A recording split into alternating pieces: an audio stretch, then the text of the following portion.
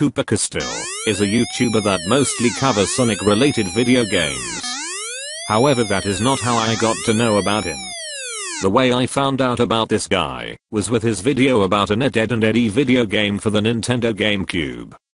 It is a perfectly fine video that tells you everything you need to know regarding that game. After that, I decided to check all of the other videos he has, and while he does say questionable stuff to this day, I did overall enjoy his content. Especially because he mostly keeps things real. I do admit, however, that I don't like how he is kinda an apologetic whore. I don't think he should apologize if he is trying to please other people, especially because I personally don't believe in apologizing if you won't gain anything by doing so anyway. Unfortunately, this guy is another one of these YouTubers that pretend to be something they're not, but I'm going to talk about it later. For now, let's watch some of his videos. The first video we are going to watch is an update video that he called Apology Update Video. I'm not a fan of the name, and I think I already explained why, but let's watch this thing. Hey everyone, I just wanted to do a little, I guess, update video, about what's been going on with the channel. For starters, I want to start this off with another apology. Another apology? That doesn't sound right to me. So you already said sorry for something in the past, but now you feel the need to do it again. This kinda sounds like insecurity to me. Or maybe he is one of those people that when they say sorry, what they really seem to mean is, hey, I'm going to do that again. Because I've been seeing comments about like, where's the Spider-Man 2 review, or where's the Final Wars review, or like where's the other videos I planned, like the Twinsanity review for example. My only answer to that is just simply, I don't know. I don't really know when they'll happen. My mind's very scatterbrained at the moment. All the time, actually. And whenever I think of like one idea, I'm not very good at being like dedicated to it, like being stuck to it, and you know, just delivering, I guess. So when I do series reviews, it's very like rare for me to finish them. That doesn't sound like you have straight priorities. To be fair though, I understand if he doesn't feel like doing something, and I think all he needed to say is, be patient people. Although I do understand if people paid to see those videos finished. More on that later. Like, I still have to do Banjo-Tooie, I gotta finish the Crash Marathon, and I didn't even finish the Godzilla Marathon. But those are like 3 things that I'll definitely wrap up at some point in the future, but right now I'm not really focusing on that. You shouldn't have done a marathon then. If you weren't sure if you were going to finish them, then don't do it. Sorry, but this sounds like you are not a confident person. And if anyone was looking forward to those videos, I just want to say I'm really sorry. And those videos aren't going to happen for quite a while. But I will say there is one video I'm working on right now. It's, if you've been following me on Twitter, it's an F-Zero video. I think you should focus on the videos that people want to see finished, rather than working on a video that nobody asked for. This is something I noticed with this guy. He goes off the track talking about something that goes on for way too long. I usually gave that a pass, but I do admit that it got annoying after a while. It's an F-Zero retrospective for Coop's reviews, and right now it's like about 30 minutes of it have been edited, and I don't think that's even the halfway mark. So it's going to be a pretty long video, hopefully. So, and I know you guys like long videos, so just hope you all look forward to that. Another thing I wanted to bring up was I've been thinking about this idea for a while. I thought about like taking Wet, my Let's Play series, and giving it its own channel, like a Wet channel. Lol. I laugh every time he says the word wet in a sentence. WET is supposed to be an acronym for some kind of project of his, by the way, but to my knowledge, he never said what WET stands for. Because I feel like that would be way better branding. And the WET videos wouldn't clog up my normal, videos on this channel. I don't know about that. What I think people will do for sure, however, is that they probably won't bother to watch for the most part. Mind you, I'm not saying that to hate on him. The reason I'm saying that is because that is what people usually end up doing. And because I want to do WET, regularly in the future, whenever, I move out and I live in California, close to, my friends, where they could hopefully help me do episodes of WET, because I don't like doing WET all alone, because I feel like on my own I'm not very entertaining. What are you talking about? I honestly think you can be entertaining enough on your own. I mean, I'm already laughing with you on how you are saying WET in a sentence, cause I'm sure that was your idea to call your Let's Plays WET, since you basically admitted in the past that you're kinda nasty and perverted, and hey, I personally don't mind it much. But I feel like if my friends from a long way away from where I am right now, I feel like they would definitely be a lot of help, and it would make WET entertaining and hopefully grow a fan base. It depends on how entertaining they are. If they are boring, however, then they might not help. No, I'm not trying to insult his friends. I don't know his friends, and I don't care about them. And maybe get some WET animated videos. But, before that, I think I might just put the channel up, whenever. Probably before or right after this video goes up. I'll leave a link in the description whenever I do put it up.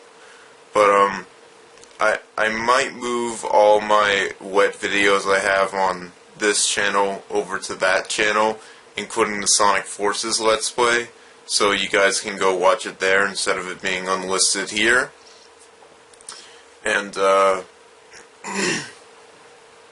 yeah, I think that's all I wanted to bring up. I'm really sorry for letting you guys down with these marathons. Yeah, I don't care. I think I commented in this video by saying, stop apologizing, just tell people to be patient, and that the videos will be up eventually. I'm very sorry if I've upset any of you. Jeez man, stop being an apologetic whore. This was not the only time I heard him apologizing for stuff. But I am working on a video, and it'll hopefully be out mid to early November. It's a long video, so it's taking a while. So, I hope you all look forward to that, and I hope you could all understand that I'm not a very reliable content creator. I would make sure to keep that in mind if I was considering giving you money. So, I just hope you all get where I'm coming from, and thanks for the support, thanks for watching. If you want to support me more, my Patreon's and— Oh, here we go. Gotta beg to my viewers. I honestly would not want to give you money, cause I see you love to go off track about what you wanna do. In the description. So, yeah, thank you all for, being here, and for being patient with me. So, yeah, thanks. Yeah, that is his apology video plus some me begging. Now let's check a more recent video. This time we are going to check his Sonic 1 review, not the old Cooper's Perspective one, his review video, and I guess I should put that on quotes, because while he does review the game, he again gets distracted talking about other stuff. Let's watch. Sonic the Hedgehog.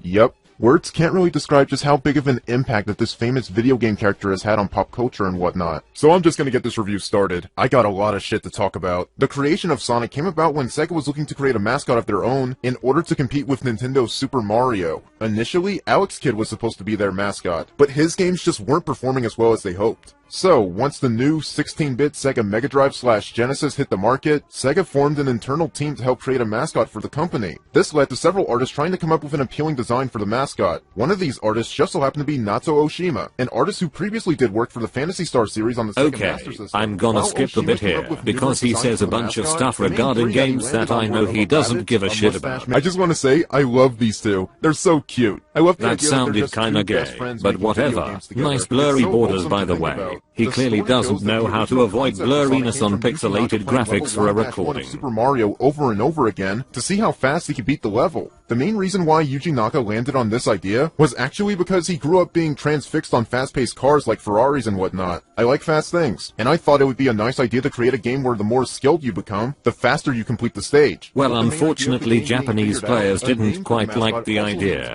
Also, it's no wonder you love Sonic, since you said you love fast things like Hot Wheels. Mr. Needlemouse. So let's create a new profile. I'll call it New Fag. I think Sonic Fag would be more It's pretty accurate. funny that the people who programmed this game had to put these words into the game so that younger players couldn't input them. It kind of reminds me of the password system in Conker's Bad Fur Day, except, you know, Conker was a little more self-aware about it.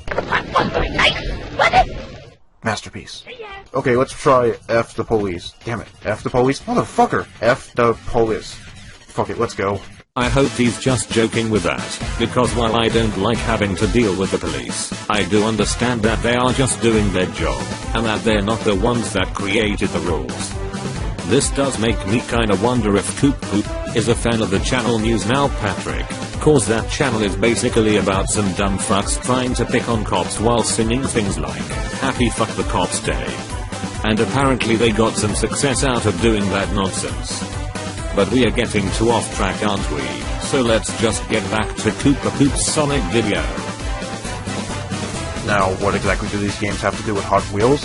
I'm about to get to that, just give me a sec to explain this shit, a-hole. The show is called Cooper's Perspective for a damn reason. Mainly because Oshima took inspiration from Mickey Mouse and Felix the Cat when designing the character. The hedgehog's fur was made blue to match the Sega logo. His shoes were painted red and white, inspired by Santa Claus apparently. They also added a buckle on his shoe, which was inspired by the wardrobe of Michael Jackson at the time. Interesting. The character was even given a personality trait, specifically President Bill Clinton's get it done attitude. Perhaps not the greatest president to get inspiration from, but at the time, it could have been worked. worse. At least he wasn't based on Richard Nixon, while making him have a pose similar to Nixon's. Thus, Sonic the Hedgehog was born. Before I move on, I want to bring up two more ideas they threw around while making this game. Sonic was initially Just gonna have hurry a the human fuck up girlfriend already named with Madonna. reviewing the damn Yeah, game. this I idea already kinda know low-key most of gives what me he Jessica talks Rabbit about here, vibes. and Wonder how chances they are could you do too, this concept so was I'm scrapped skipping pretty this. quickly. One interesting thing about Sonic was that his design was always meant to appeal more to American audiences. It's such a timeless look for the character. I absolutely love it. However, while Japan and initially Europe maintained the original design for Sonic, when the character was being brought over to America, the localization team felt the need to redesign the character on the packaging. This American design was done by artist Greg Martin, and this redesign was apparently done to help maximize the market appeal. Yes, a character that a Japanese team designed to appeal to the American market ended up being redesigned by an American team to help it appeal more to the American market? This design is very likely what most of us American fans recognize. That It's also kinda the main doesn't design make that gave sense, Sonic that because weird you were fucking clearly not mohawk around look, when this which was his all three design. Sonic cartoons in the 90s based his design off of. Jesus. Not a fan of the mohawk, by the way. Well, Fun neither fact, am on I. the PC program, Sonic the Screensaver... Alright, getting I'm given a bunch of skipping official again. renders He of the once game again from goes both off the track Japanese and to whine American about how they markets. barely It's pretty used cool a Sonic stuff, design. but it also That was a features mixture of this his really Japanese and unique Yank Sonic design, I've and he never doesn't seen mention this how they rendered eventually anywhere reuse the before. design in It Sonic looks like... Generations. Okay, I think I should get to talking about the actual game now. When I think comes it to would be a my better history with idea playing Sonic if you 1, start well, reviewing the this game. wasn't the first I'm Sonic sure the game I ever people who played. saw your I older actually played videos on Sonic these 2, games Sonic already 3, know and how Sonic you Spitball first on played them actual anyway. Genesis a few years before I played Sonic 1. I also think I played Sonic 3D Blast on PC at some point, and that was a long time ago, like the early to mid 2000s. And I think it was the Genesis version being emulated and not the PC version. I didn't become a dedicated Sonic fan until late December 2011 thanks to Christian Whitehead's Sonic CD remaster. After playing that, I tried tracking down as many Sonic games as I could. So I never got around to actually playing Sonic 1 until about early 2012 when I found a ROM for the Sonic Classics compilation and played it on an emulator. But I don't remember playing it for too long. Why? Well, I remember upon playing Sonic 1 for the first time, I actually thought the ROM I found was broken because I was surprised to see that Sonic couldn't spin dash. Yeah, Seriously, I remember that's I how noticed clueless I that was when it too, came to Sonic but games it at the quickly time. made sense I to had no me, clue that since the it is spin the dash was first never game. in Sonic 1, and was introduced in Sonic 2. Yeah, I didn't go back to play Sonic 1 for a short while, until at one point when I decided to sit down and finish every classic Sonic game about a decade ago. In order, I finished Sonic CD, Sonic 3 and Knuckles, Sonic 2, and finally, Sonic 1. I know, weird-ass order to go in. Well, it is not that different on the order of how I first played these games. There was just a lot about Sonic 1 that I didn't like too much. It just wasn't all that appealing to me, especially after coming off playing the sequels first. But over time, I did start replaying Sonic 1 from time to time, which eventually became me playing through it every few months. Then I decided to just make it a tradition that, at least once a year, I usually try to make sure I play through Sonic 1 at 100% completion. Yeah, something about Sonic 1 finally clicked with me. It's called when a game grows on you the more you play it. Sonic games. So let's delve right into it. Well, it's about fucking time. You spent a whole 10 minutes talking about other stuff we probably already know at this point. I'm skipping again, by the way, cause all he does is telling the plot of the game and the gamma play that again.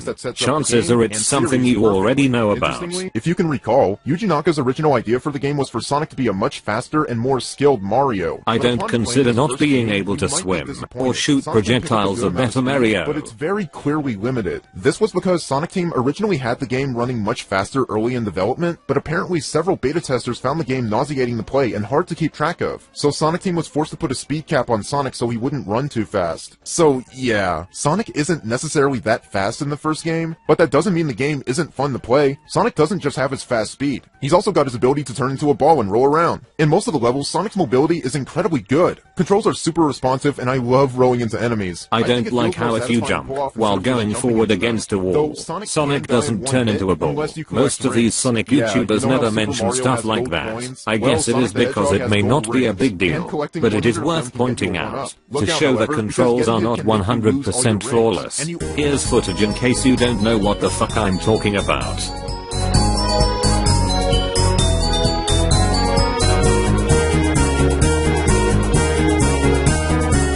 And if you think it's not that bad, then you're kinda wrong, because this can also happen when you don't want it to happen. And no, I didn't look hard for this, it happened as I was playing the game normally.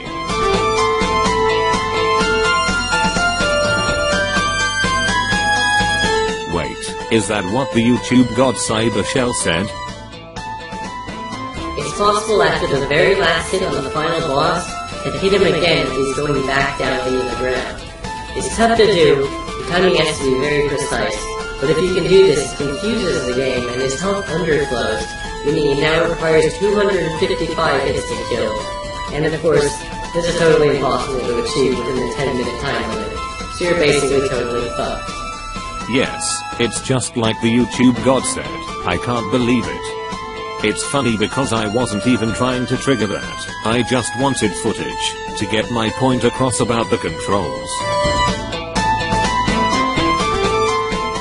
Also need to be holding at least one ring. Otherwise, you'll die. The badniks are all pretty cool looking. Each level has their own unique looking badniks, which is pretty cool. I love when Sonic games do something like that. I think it's a really nice attention to detail. What are you talking about? I'm pretty sure they do that in almost every game. I guess I'm not nerdy enough to know. Spikes. Mainly because there's a pretty infamous glitch in this game where they can almost instantly kill you. Even if you have rings, if you get hurt on spikes and fall back into another spike, you're still gonna die. Invincibility frames won't save you either. What the fuck? This is the only game in the series to have spikes be this brutal, and I think almost every remastered and enhanced port of Sonic 1 goes out of their way to fix this weird oversight. So yeah, be on the lookout for the spikes if you're gonna play the original version of Sonic 1. For whatever reason. Lol. Now, I guess that means you are an idiot for replaying this version every now and then, apparently. Momentum-based platforming, and you'll find tons of slopes and loops and multiple levels that you can either run or roll into. While younger me was upset to see that the spin dash wasn't in the first game after playing Sonic 2 first, nowadays, I love messing around with the game's physics, and using Sonic's built-up momentum to find hidden secrets plus alternate routes and whatnot. Also, while there is a speed cap on Sonic's running speed, rolling in a ball and going off screen from a fall can actually disable the speed cap briefly. I would heavily advise taking advantage of this. I always do, and it's fun. It should also be noted that while speed is a big idea in Sonic games, it's not meant to be the central focus. Yuji Naka always wanted there to be this idea that the more you replay and master a stage, the more speed you can build up in a level. Speed is meant to be a reward pretty much. Yuji Naka didn't want it to just be Speed, speed, more speed! Oh, hell yeah! Yeah, that. And a few of the later games would continue building off this idea. Linearity is a big focus for every game in the series, and Sonic 1 is no exception. But there are a few levels where you can still explore around and find all sorts of cool things. There are 3 main power-ups that you can find in these small monitors. There are 6 zones in Sonic 1, with 3 acts each, and a final zone at the very end of the game. First up is Green Hill Zone. Green Hill is a great introduction level, and it's probably the most well-designed level in the game. Man, Sonic I Team thought it was apparently fine and spent that's 6 it. whole months just finalizing this level, making sure this was one of the most well-crafted zones ever put into a Sonic game. You mean they did it because they could not afford to have another failure of a mascot? Why are you saying in a Sonic game, by the way? As if there was another Sonic game before this one. Not counting Sonic Eraser, if that actually came out before Sonic 1 did. Even to this day, I still adore everything about this level, and the original version of Green Hill is still probably my favorite incarnation of the zone. Yes, this level has been reused over and over and over again, especially recently. I wish they reused Scrap Brain Zone more instead. Because it's just spectacular. What also really helps this level, and many others, is this game's soundtrack. The music was composed by a member of the band Dreams Come True, Masato Nakamura. Believe it or not, but around the time this game got revealed at the Tokyo Toy Show in June 1990, Dreams Come True used this opportunity to announce a tour they were going on by using this advertisement. This very ad would end up becoming most of the public's first glimpse at Sonic the Hedgehog, ever. Did this ad help them become more popular though? The soundtrack for Sonic 1 is one of my absolute favorites in the series. I think it is an okay soundtrack. Not much for me to say on this. Nakamura actually still retains the rights for both games' soundtracks, which means that every time that Sega wants to reuse music from Sonic 1 or Sonic 2, they have to pay royalties to Nakamura. That's pretty neat to see. I love seeing original creators get royalties for their work. Yeah, that is actually not always ideal, at least for you as a consumer, since these things are sometimes responsible for how some games never get a re-release, like Sonic 3 for example.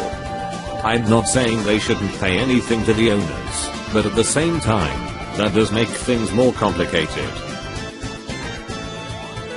Though I do think this was one of the main reasons why Sega ditched Nakamura after Sonic 2. Because Masato Nakamura retains the rights for both soundtracks of Sonic 1 and 2, in 2011, he actually officially released the soundtracks for both games on a 3-disc set. The first disc contained the final Genesis mixes from the actual games, and the third disc contained the songs that Dreams Come True contributed for 2006's Sonic the Hedgehog. Interesting. But my absolute favorite part of this soundtrack release was what Masato included on Disc 2. Disc 2 contains the original demo versions of both games' soundtracks. Yes, the original, uncompressed demo tracks before they were transferred to the Sega Genesis sound font. You mean sound chip. It is not a sound font. The closest thing to that is the sound engine. Notice how he's not showing footage of him holding these music discs, by the way. My absolute favorite rendition of the level music. Which kind of makes sense because it's literally the original version of the song. It is beautiful. I've been mostly using the demo versions of the soundtrack all throughout this review. Well, so I didn't know, because I don't hear it at all. If you're a huge classic Sonic fan, then go listen to the soundtrack if Who you gives a somehow fuck? have not. Sorry, Sonic but I 1 don't will be love a this pretty solid soundtrack enough to listen to these renditions with the horrid slower tempo. Okay, back to the game. Yay, he finally got off the tangent. Sega always tried to push in advertising that the Genesis's graphical capabilities were super impressive. You know, blast processing and all that. It doesn't mean a whole lot when the Super Nintendo can have more colors on screen than the Mega Drive.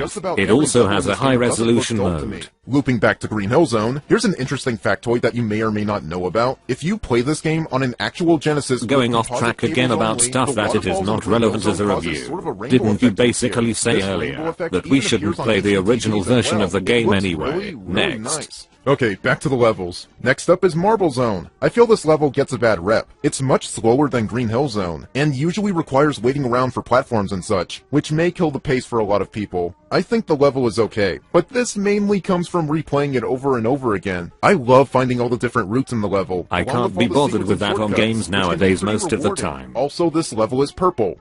I really like purple. Well, what do you want me to say about it? Good for you. Actually, I think this zone is not too colorful, if all you see is nothing but purple. I love to purple. focus on springs and bumpers here. Springyard is essentially a precursor to the casino-type levels that we'll see in future games. Actually, more info on that later. Of course, because none of these Sonic fags can shut up about that beta version that was found. To be fair though, I'm sure people would be disappointed if he didn't mention anything about the beta. Zoom off the screen, making that stupid speed cap completely mute. I love it. While it is fun to break that speed cap rule, this shows why it was implemented.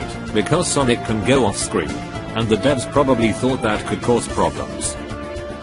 Well, the level right after Spring Yard is Labyrinth Zone. Oh boy, this level is kinda suckish. I imagine as a gaming normie, you probably expect Sonic to just run fast and whatnot, but Labyrinth is like the exact opposite of that. You're underwater for like 90% of this level. It's just not very fun. I honestly don't mind this zone despite how it may take forever to complete. Hedgehogs couldn't swim, which is kind of funny. But Sonic also can't hold his breath underwater forever. You also have to keep stopping to collect air bubbles before you run out of air. Otherwise, this'll happen. See, this is why I don't think Sonic is better than Mario in every way, because he sucks on water in comparison.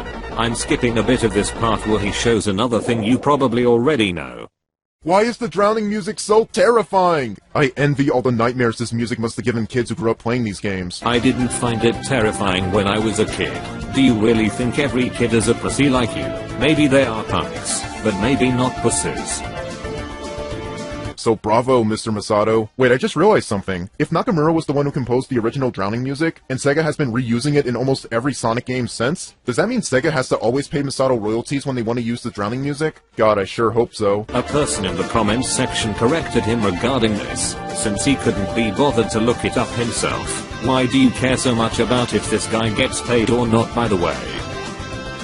Hey, did you know? Earlier in development, Labyrinth Zone was originally gonna be the second level. Wow, I'm shitting my pants just by hearing that. Not, I do remember playing a Sonic 1 hack that had Labyrinth Zone as the second zone though. I didn't mind they did that. Yup, you can actually still get confirmation of this by doing the level select code at the title screen. Once the Sonic logo pops up, just press up, down, left, right, and you'll hear a ring chime. I assume he would get demonetized for sharing cheat codes like this one. Cause apparently you can get demonetized for sharing cheat codes for games. Then hold A and press start, and you'll see that the level select still has Labyrinth Zone listed as the second level, which probably means they changed this very late in development. I think this is false, but I'm not quite sure. Can you just imagine a world where Sonic 1 got released, people play Green Hill Zone for the first time and they just love it, they're having a good-ass time, only to immediately be hit with Labyrinth Zone? All hell probably would have broke loose. I'm sure they would have loved the game anyway, so who cares? Maybe we shouldn't let this fucking terrible level be the second level, so let's maybe move it. A good choice in the end. I actually would go as far to say, while Sonic 1 does appear to have an inconsistent pace, I'd say the final level order is actually pretty good. I think it strikes a good balance of fast, semi-fast, and moderately slow levels. A better choice would have been if they redesigned the zone, but I do understand that they just didn't at the time. Interestingly enough, during the writing of this review, a prototype of Sonic 1 dated from May 1991, an entire month before the game's release, got dumped online around New Year's Eve in 2020. I think this prototype retains the original level order, along with some weird-ass oddities that we only had screenshots of for nearly 3 decades. Oddities that include these UFOs in Marble Zone, Spring Yard originally being called Sparkling Zone and also had a completely different looking background. Actually, it makes this level look even more like a good precursor to the casino levels in later games. Hopefully it won't give you a seizure though, cause maybe that is the reason they decided to tone it down with the sparkling stuff, although that was kinda at the cost of making the zone look a bit more dull.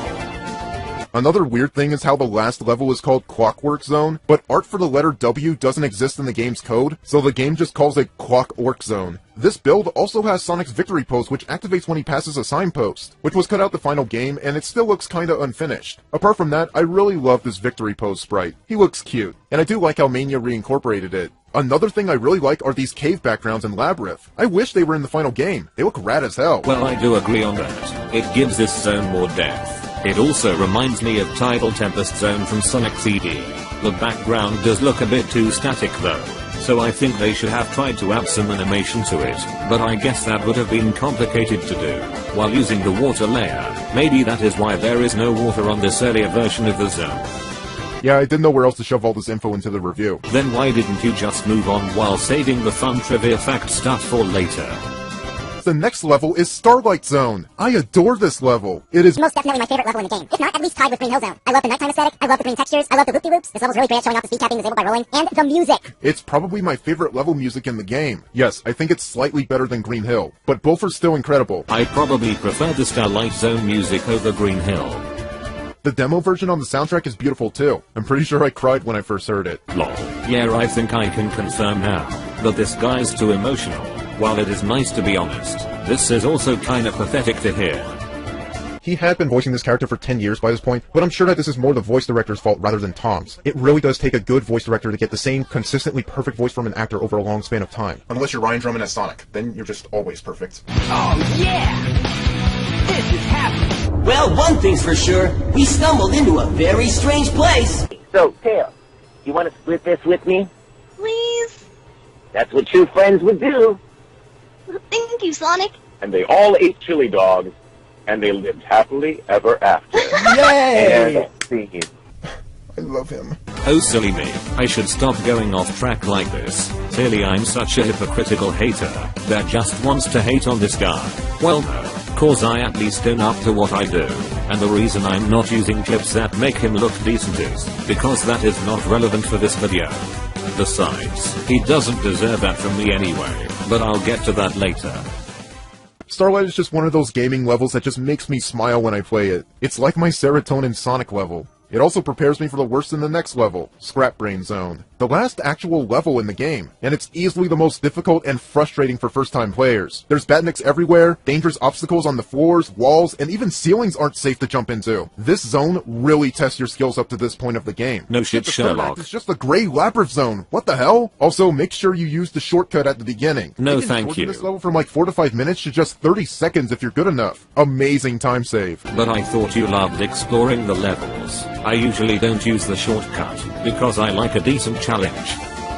Before I get to the final zone, I'll quickly go over the boss fights. At the end of the third act for the first few levels, Sonic has a boss fight with Dr. Eggman. This ranges from the famous ball-swinging boss in Green Hill, to the seesaws in Starlight, and just chasing him in Labyrinth. If you can even call that a Like, boss. they're not too amazing. Boss fights in most classic Sonic games can be pretty whack sometimes, especially in Sonic 1. They're very simple most of the time, especially the Marble and Spring Yard bosses. Also, Labyrinth had the most annoying boss. Surprise, surprise. Alright, the final zone is obviously the final level, and it's mainly just the last boss fight with Eggman. It's the most time-consuming boss in the game. You mainly just wait for Eggman to pop in the frame, and you gotta hit him, all while avoiding getting crushed and avoiding electric shocks that come down on Sonic. You also have no rings to boot, so one hit and you're dead. Lose all your lives, then it's game over and you gotta restart from the beginning, unless you have some continues. This might sound odd, but I kinda like this final boss. I don't know. I can understand people's complaints with it, so maybe it's just the Sonic 1 apologist in me being a little biased. I don't think it's mind the this most final memorable boss boss. fight in the game. It is Yes, hard, more than the but boss not when you won in impossible. Green Hill. They actually brought this boss fight back in Sonic Mania, which did make a few people upset, but I honestly smiled when I saw that in the game. I feel like it was a nice little callback. I thought it was cute. I think it is the third time he calls something cute. I don't know about you, but that is kinda fucking creepy and gay. So just overall, I liked Sonic 1's final boss. Sue me. No one has the money to waste on you aside from your family. In any case, I think the people that complains about this final boss sound like whiny losers that probably rage quit this game at the final boss after running out of continues and getting a game over. Defeating Dr. Eggman leads to one of the game's 2 endings. Yup, there's a good and bad ending. How do you get either one? Well, if you want to get the good ending, you gotta collect this game's 6 Chaos Emeralds. Not 7, 6. Why does Sonic 1 just have 6 emeralds and not 7? I have no fucking clue. I guess they thought 6 was good enough at the time. Or And maybe this it was the first memory game in the series, constraints. So I don't think they really properly established the lore yet. How do you get the Chaos Emeralds? Well, just collect 50 rings, reach the signpost at the end without losing them, and there'll be a giant ring for you to jump into. Be sure you don't miss it because once the signpost stops spinning, it'll lock Sonic in place and make you miss a special ring. You can jump while you're off screen to disable that, but I would advise just jump into the ring as soon as you see it. These giant rings transport you to the special stages, which are trippy as hell. In these special stages, you gotta jump around in ball mode and guide Sonic through these spinning stages to reach the Chaos Emerald. A lot of people really hate these special stages, and yeah, I see why. My Sonic 1 bias aside, I think these are you some should of my call that least Sonic favorite special stages fanboyism. in the series. I've heard the trippy backgrounds can be pretty distracting for some people trying to focus on beating the stages, but I personally didn't find an issue with them. But Special Stage 3 can go fuck itself. Seriously, how is Special Stage 6 easier? And why the fuck are there these red areas with goal on them? They're clearly not the goal. The goal is getting the Chaos Emerald. Yeah, that is probably a quote-unquote English mistake. Japanese people use these basic English words all the time. The problem is, while it may make at least a little bit of sense, these words are not how English speakers actually speak, so it can come up as weird or unnatural. Here's a couple examples. Instead of putting the word health on a game, they would probably put the word life instead, and instead of level completed, they might put stage clear. Yes, it can still technically make sense, but they are clearly not the type of words or sentences that an actual English speaker would use. Hell, even when Sonic 4 Episode 1 reused this special stage, they actually went out of their way to change the goal signs to exclamation points. That's like one of the only few times I'll compliment Sonic 4. Oh, are you inheriting Cyber Shell's ridiculous beef with this game or what? I don't think Sonic 4 is that good, but it is not as bad as some of these Sonic fags would make you believe. Interestingly enough, in the 2013 remaster by Christian Whitehead and Stealth, they decided to create a 7th special stage. The only way to access it is by activating the level select code and changing the max amount of emeralds from 6 to 7. I think they did this mainly so they could add in Superform compatibility, which didn't exist until Sonic 2. It's pretty neat, but it seems the only way to access the level select is by choosing the no save option, which is a little weird. No, it is not, because it makes sense to not give you something that you don't really need if you can just use the level select instead.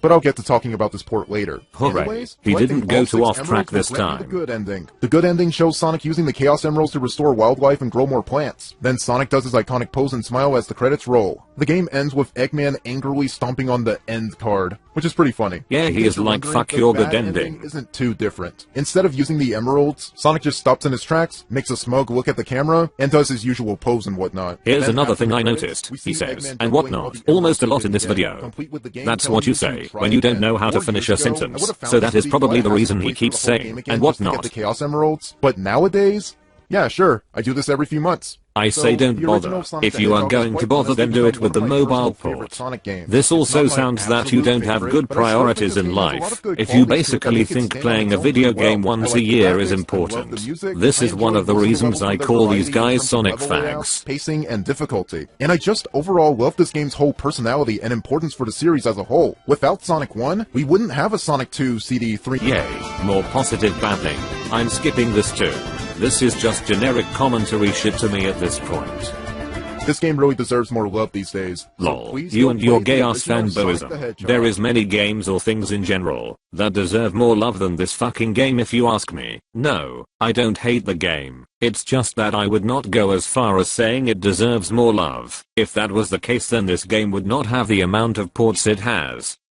Wait, I'm still not done talking about Sonic 1! We So, a know, lot of because may you know about basically this, pulled but an Sonic 1 AVGN by has spoiling kind the of been joke voted on earlier in the fucking video. everything. I don't know Seriously, how the many game people is are going to from get that any reference, by the generation way. 2001. It is very likely that System has a version of Sonic 1 on it. Supposedly, Sonic 1 is the best-selling game in the series, selling over 15 million units overall. But I'm not completely sure what this number is based on. Do Sonic more 1 got research bundled then. with every Oh, I Sega guess you Genesis think for a you're little too while. popular to So do if that this 15 yourself. million figure is only based on the sales of the original Genesis version, then maybe the pack-in copies must have shot the numbers up. That's just my guess. The actual number of sales for every port of the game are unknown, at least to my knowledge. Which is probably very little knowledge. If that is the case, then I guess you are a pretty shitty Sonic fanboy. Though you're probably wondering, with Sonic 1 being ported literally everywhere, which port is considered the best version of Sonic 1? Well, you kinda spoiled that too. We can easily guess which version is the best and the most accessible version to get at this point. First up is the port on Sonic Jam. Interestingly enough, when it comes to playing the Genesis games, Sonic Jam isn't using emulation, but instead, each game was rewritten to run on the Sega Saturn hardware itself. The games play pretty fine, aside from the occasional slowdown, and the sound can be pretty off sometimes. Other than that, it's pretty alright. They even give you an option to use the spin dash in Sonic 1, which is pretty neat. They also apparently used a revision of the game that added some graphical effects and fixed a few bugs, including the infamous spike glitch. Thank God. But So no yeah, rainbow if you wanna effect. Check out the Sonic Jam version, then well, go ahead. Then again, shelling out the money for a Sega Saturn and a copy of Sonic Jam would probably be more expensive than getting an actual Genesis and the original game, unless you could somehow get Sega Saturn emulation running fine. Your choice in the end. I But can if emulate you're the looking for Sega more Saturn current just hardware to play fine. this game Thank on, you. Well, going off topic for a bit, at some point in 2009, a Sonic Retro user going by the moniker Taxman, also known as Christian Whitehead, Oh uploaded yeah, a proof of that concept for a guy. Sonic I CD think I remaster spoke to him a iOS bit on devices Discord, believe using it or his not. self-made gameplay engine dubbed the Retro Engine at the time. He did Sega make some eventually short saw but it and decent actually fan hired him to games with that remaster Sonic engine, I CD not only believe. for iOS and other mobile devices. I'm they sure also if they hired were another company Nintendo, to then they help would the have game for probably PS3, kicked him in the Xbox ass if he 360, tried to and approach Steam. them. Sometime Lol. later, Christian got brought in to do mobile remasters of Sonic 1 and Sonic 2 as well. Christian decided to bring in another Sonic Retro user, Simon Tomley, aka Stealth, to help him remaster both games. Their Sonic 1 remaster was released in May 2013, and this is hands down the best version of Sonic 1. The game plays in a rock-solid 60 frames a second, it runs in widescreen, and feels fantastic to play. Aside from having to play with horrid touchscreen controls. They even added in Tails and Knuckles as playable characters. How awesome is that? Well, not that much, because you could also play as them via Sonic 1 hacks. Hell, there is a ton of character hacks that are amazing in their own right, like that Shadow and Sonic 1 hack, or the Amy one. Plus, the game now has multiple save files, and a reset option that not only resets you to a previous checkpoint, but you can even use this to restart in special stages too. So basically it's kinda like using save states. Like shutting off the spin dash, re-enabling the speed cap, and making Spike's instant kill again. But why the fuck would you want to do any of that? I guess to have an authentic experience. Plus, the level select can help give you access to the elusive 7th special stage. And getting the 7th Emerald can let you play as Super Sonic along with Super Tails and Super Knuckles. Cool! What's not cool is this fucking 7th special stage. Seriously, fuck this fucking special stage sucks ass. It's so fucking annoying to beat and it can suck my dick. I might agree with him on how annoying these special stages can be, but only because I had an incredibly hard time with the 3rd special stage. No, I wasn't failing a lot, it's just that it took me almost 10 minutes to get the Chaos Emerald, and there were plenty of instances where I almost fuck up. Then again, it's only accessible through cheating, so I guess it's not that huge a deal. In all seriousness, I do really like how Christian and Simon went out of their way to make an extra special stage. Despite the fact that you cursed the thing to death. Possible in Sonic 1. Seriously, this port is really awesome. Just like the Sonic CD remaster. Unlike the Sonic CD remaster, however, this glorious version of Sonic 1 was never brought over to home consoles or Steam. The same can sadly be said for the Sonic 2 remaster as well. I have no fucking clue why Sega never brought this port to systems besides mobile phones. It's infuriating. Like, not even Steam? Why not? God. Maybe So, there is what some does this legal mean? reasons Is for this it. Mobile version the only way we can play this great remaster of Sonic 1? Well, no. There does exist Android phone emulators. The one that I use is the BlueStacks emulator. With some work, you can get the HD remasters of Sonic 1 and Sonic 2 running in this program, and it is the closest thing we'll probably ever get to these versions of the games on PC. There's even Mac support if you Mac users want to try it out for yourselves. The latest version of BlueStacks also makes it to where you don't need to use the mouse to navigate the in-game menus anymore. It can all be done on the controller. Actually, that probably wasn't BlueStacks doing, I think that was the game's doing. So you're basically talking out of your ass. You certainly haven't changed much since 5 years ago. At the Sonic 1 title screen. I'm not completely sure how to set up a proper controller on BlueStacks, so I just downloaded a program called Joy2Key and assigned specific keys to my controller buttons and D-pad. Everybody uses Joy2Key. I think there is other programs that are better than Joy2Key, but I don't recall the name of any of them sadly. If you have the Mayflash Mega Drive controller adapter for PC, you can even set it up to where you can play this excellent port of Sonic 1 with a Genesis controller. Man, I would rather play with one of those Sega Saturn USB controllers. But I really think Sega should have just ported over Christian's and Simon's remasters to at least Steam. Seriously, why aren't they on there? Why are they just sitting on these amazing ports? Why aren't they doing anything else with them besides just putting them on phones? And now they have free versions with stupid fucking ads everywhere? Why, Sega? Could you please stop bitching? At least you have a compromise. I know games that are not on Steam, but you can't even make compromises to play them on your PC. Also, I think it's nice to have free versions, even if that means having to put up with ads popping up every now and then. Oh, by the way, I have to call hypocrisy on this, cause I believe he has his videos monetized, so that means his videos have ads as well. Well, a few years after the Sonic 1 and 2 remasters, Christian, Stealth, and a company called Pagoda West Games were hired to work on Sonic Mania in 2017. Since then, it doesn't seem like Sega is going to use these Sonic 1 or 2 ports ever again. Case in point, recent compilations have just been using the original Genesis ROMs emulated, and none of them even bothered using the HD remasters. Which also leads me to one of the most recent ports of Sonic 1, the Sega Ages port for Nintendo Switch. On the bright side, this port wasn't handled by some at-games nobodies, it was actually made by Sega M2, a company known for making high-quality ports and emulations of multiple Sega games. They also did the same for other companies, not to mention that they have also made games as well, that are based on different kinds of old hardware.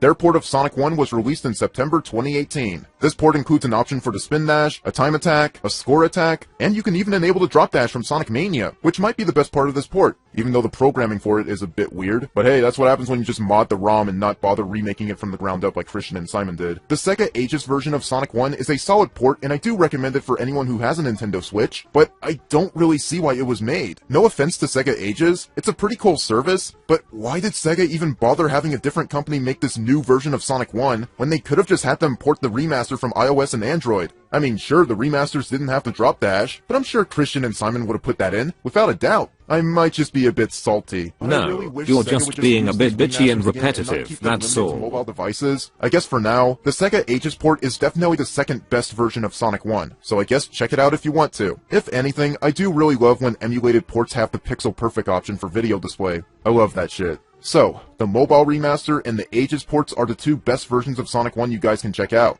But what are the worst versions of Sonic 1? Well, I've got two to talk about. First up, we're going to the Sega Dreamcast, Sega's last effort into the console business. Well, in late January 2001, exactly 2 months before the Dreamcast was discontinued, Sega rushed out this compilation game, the Sega Smash Pack Volume 1. Yeah, Volume 1. Like they were gonna make a Volume 2 at some point. This compilation featured 12 great games. 12 great games. Just like the packaging says. I'm saying this because maybe he didn't bother to play the other games. Cause let's be real, he probably wouldn't have bought this thing if Sonic 1 wasn't included.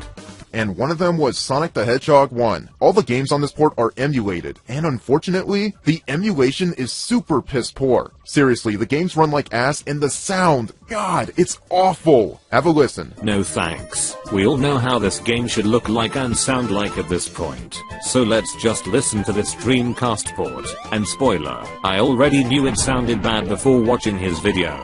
Cause I recall watching footage of this collection running Streets of Rage 2, and yeah, it definitely sounds just as bad. My guess as to why is probably because they couldn't emulate the OPL or OPM sound channels of the console at the time. By OPL I mean the FM synth, by the way, or here is a better clue, the quote-unquote Genesis sound.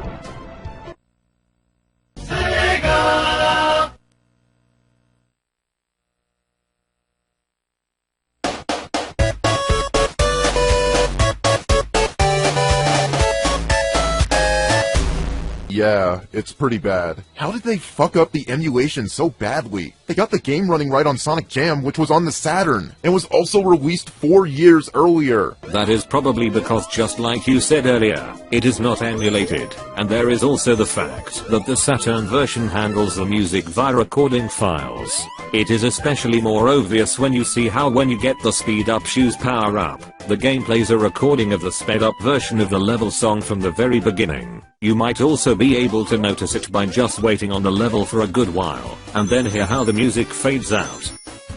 This compilation was such a rush job. I honestly don't know why did they even bother.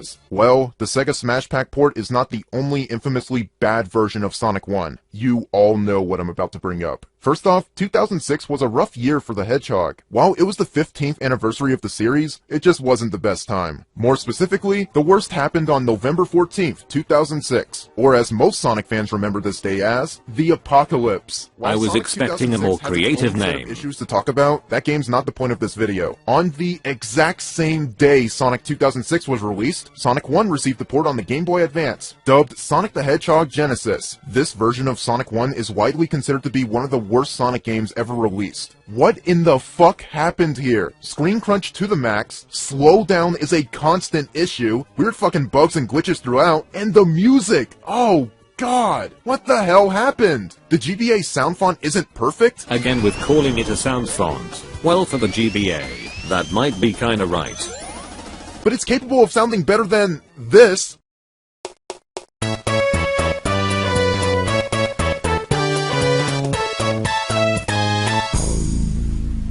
Holy shit, the remixes we heard in Sonic Advance sounded better than this. How? You know what, I was probably being way too harsh on the Sega Smash Pack port. That wasn't a massacre, this was. At the very least, the music for Starlight Zone at least ended up sounding okay, which is good news for me because it's my favorite Sonic 1 level, but that does not excuse the rest of this soundtrack and all the other problems with this port. Like, this is fucking terrible. They clearly rushed this shitty port out on the market to coincide with Sonic 2006, a game that was also terribly rushed. What a disaster. But are there any good features in this terrible port? Well, there's an original mode and an anniversary mode. What's the difference? The anniversary mode lets you use the spin dash. That's it. That's where the positives end. Well, actually, even that is broken, because when you're spinning before taking off, you can still get hurt by enemies. So even that is kinda shit.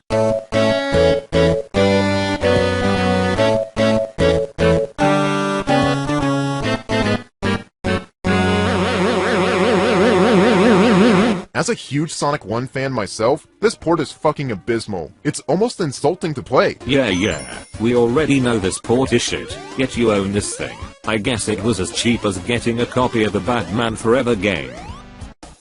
You know what makes this worse? At one point, I actually managed to play through the whole damn port and even got all 6 Chaos Emeralds. Wow, which, by the way, was you not must fun have no because the life speed of then. The special stages were sped up to an almost unplayable degree. Like, what the fuck is going on? And you know what my reward was for completing this terrible port at 100%? I unlocked the ability to listen to this port's shitty sound effects in the jukebox.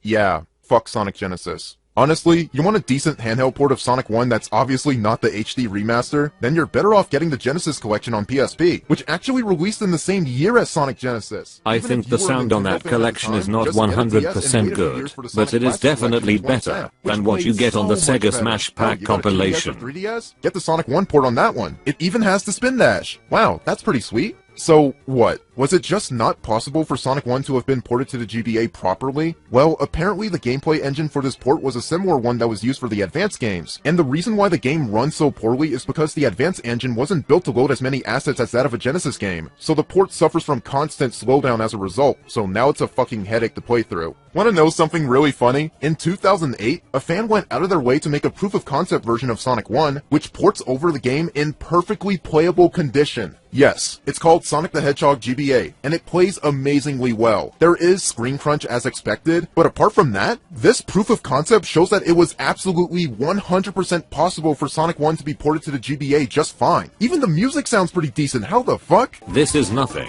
cause I have also seen ports of this game for the Super Nintendo that I was clearly playing, or even the PC Engine CD.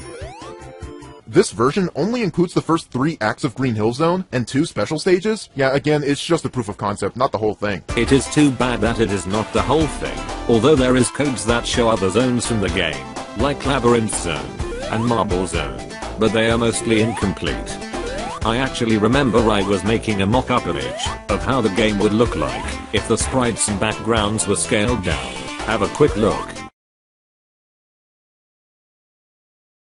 Yeah, it's not great, but it should give you a good idea of how it would have looked like.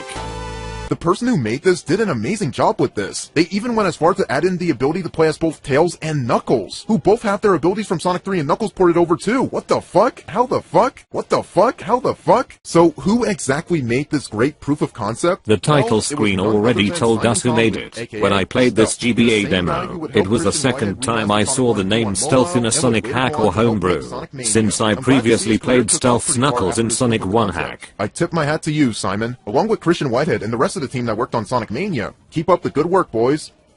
Oh yeah, in Sonic Genesis, it can fuck right off.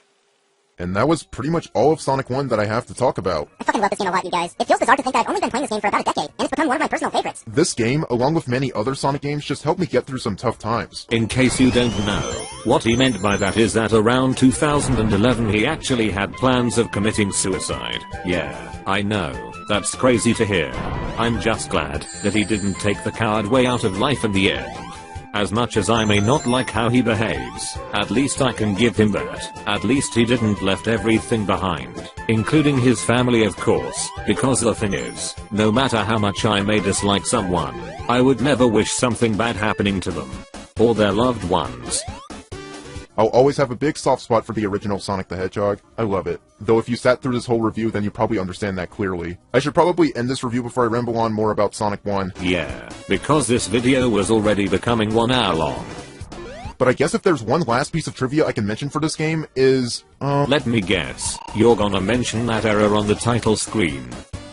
Oh yeah, the title screen has that glitch where the entire logo is 8 pixels off-center. Lol, I knew it.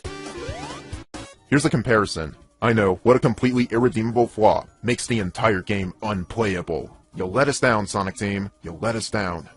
And yes, I got that little factoid from Cybershell's Sonic CD Secrets video. It is rather pathetic to see that your sources of information are mostly YouTube videos and YouTube comments. I'm sorry, but you have to do better than that if you want to stand out. It's no wonder you don't have more subs. Not to mention you are a bitch, but more on that later.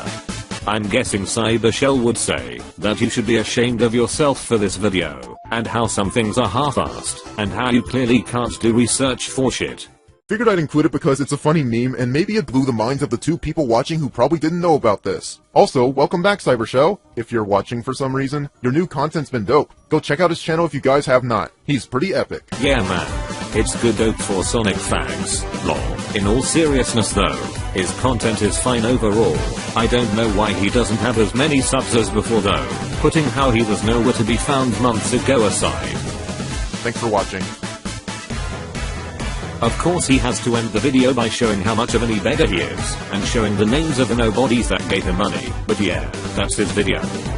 And of course he has to have a gay ass icon that he didn't make himself. I'm so tired of seeing guys online with these stupid ass icons based on kiddie looking cartoons or their anime waifus. Sorry, but what the fuck. While this is not the worst video I have ever seen, it is rather generic, and he clearly kinda rushed the thing. And proof of this is how he made a pinned comment saying how he had to re-upload this video, because there were a few issues with the original upload. That clearly shows a lack of care in production quality, and I would definitely not want to give money to some person that doesn't care about producing a decent video. It is also kinda boring to watch, because videos like this made me realize how boring it is to watch people being positive about something. And needless to say, most of the info in the video has already been used in other videos.